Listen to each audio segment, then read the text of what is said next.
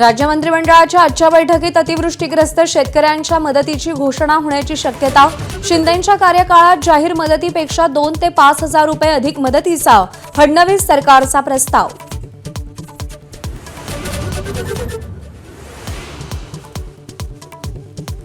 सोलापूर जिल्हाधिकाऱ्यांचा पूरग्रस्तांसाठी मोठा निर्णय। खरवडलेल्या शेतीला धरणातून मोफत माती तर उद्ध्वस्त जमिनीच्या बदल्यात सरकारी जमिनीच्या पर्यायाची चाचपणी।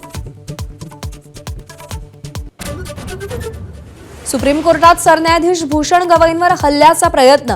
बार काउन्सिलकडून आरोपी वकील निलंबित। गंभीर घटनेनंतर मोदींचा गवईंना फोन तर राहुल गांधींकडून सवाल उपस्थित।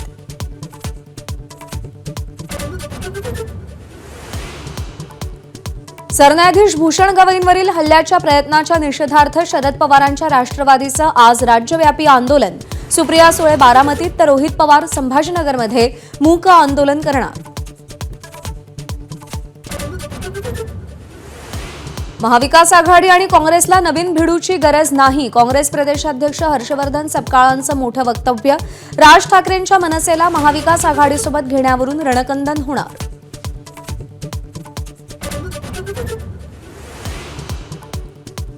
मुंबई, ठाणे, नवी मुंबई आणि वसई विरार महापालिकेची प्रभाग रचना जाहीर। बऱ्याच वर्षांनी पालिका निवडणुकांचे पडघम। राजकीय पक्षांची मोर्चे बांधणी सुरू।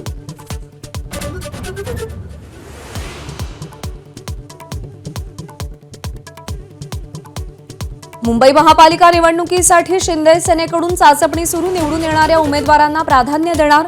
शिवसेना 110 ते 114 जागांचा आकडा महायुती समोर ठेवणार।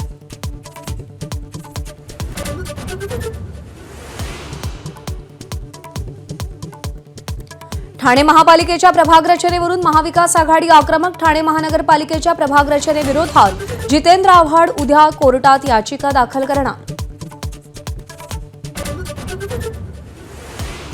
नाशिकमधील शेतकऱ्यांच्या मालकीच्या सह्याद्री फार्मनं भरला 54 कोटी रुपयांचा इन्कम टॅक्स।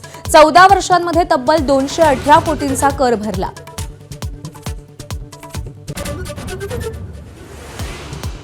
सोन्याच्या दरात 1500 रुपयांनी वाढ। प्रतितोळा 1,23,800 रुपयांचा दर तर चांदीही प्रति किलो 1.5 लाखांच्या पार।